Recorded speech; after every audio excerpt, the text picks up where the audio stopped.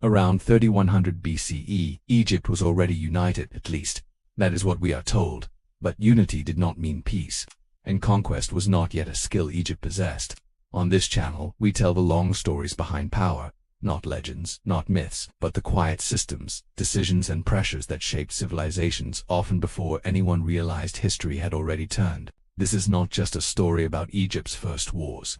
It is about how a civilization learned something far more dangerous, how to organize violence without chaos, and why, after this moment, Egypt would never again be defenseless along its borders.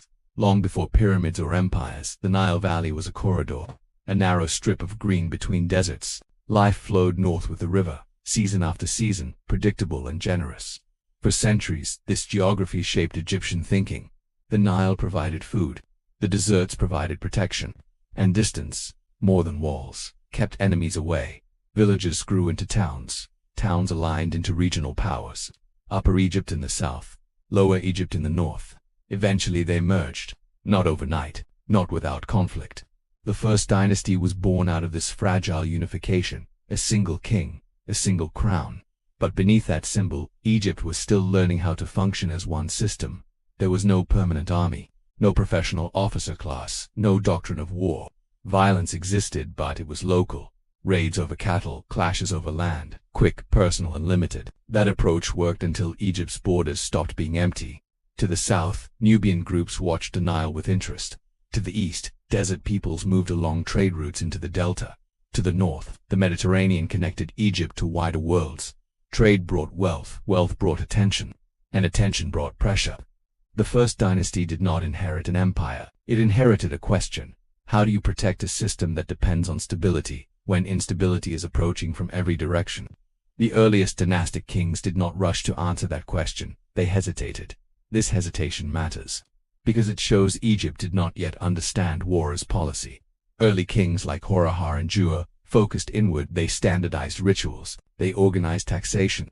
They reinforced the idea of divine kingship. War was not yet a tool of governance. It was a disruption to be avoided. Then the border incidents increased.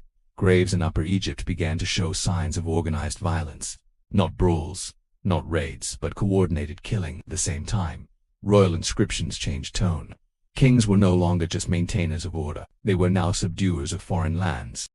This was not propaganda for glory. It was a warning. Something had shifted. The turning point was not a single battle. It was a realization. Egypt's old assumption that geography alone ensured safety was failing, and the dynasty faced a decision: adapt slowly and risk collapse, or redesign how violence was used entirely.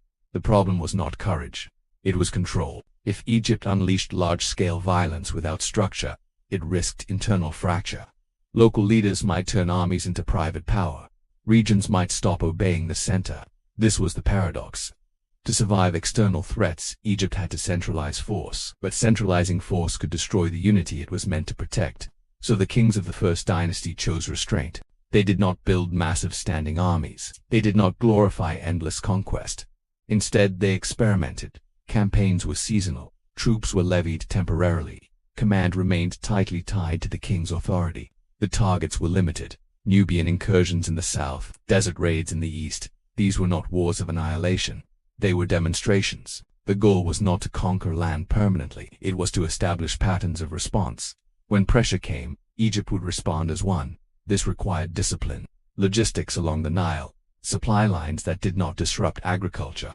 A campaign that starved farmers was a failure, even if it won battles. Every decision reflected a deeper fear that war, if mismanaged, would undo the state itself. So Egypt learned slowly, carefully, almost reluctantly. By the later First Dynasty, the results became visible. Royal records show coordinated expeditions, not just to fight, but to map, to count, to measure distance and time. Fortified outposts appeared near vulnerable regions, not cities, not colonies, but anchors. They allowed Egypt to project presence without overextending. More importantly, a new idea took root. War was no longer a reaction. It was a controlled extension of administration. Victories were followed by ritual reaffirmation of order. Enemies were depicted as chaotic forces not because they were evil, but because chaos justified intervention. This framing mattered. It allowed the state to use violence without normalizing instability. The First Dynasty did not conquer vast territories. but it achieved something more durable. It proved that Egypt could organize force without losing itself. This lesson shaped everything that followed. Later dynasties would expand aggressively. They would build standing armies. They would dominate Nubia and the Levant. But they did so using principles born here. Centralized command, seasonal campaigns, logistics tied to the Nile ideology that framed war as restoration of balance. Even Egypt's reluctance to expand too far, its preference for buffer zones over empires, can be traced back to these first experiments. The First Dynasty taught Egypt how to survive pressure without becoming addicted to conquest. It learned that stability was not passive, it had to be enforced, carefully, systematically. This is why Egypt endured, not because it fought more, but because it learned when and how to fight. The wars of Egypt's First Dynasty were quiet, undramatic, often overlooked. But they taught one of history's most enduring civilizations how to turn force into structure and chaos into control. If you want to explore another moment, where a civilization quietly learned how to survive the future, tell me what story we should uncover next. And if you value calm, serious history told with depth and restraint, subscribe to the channel. These are the stories that explain everything that came after.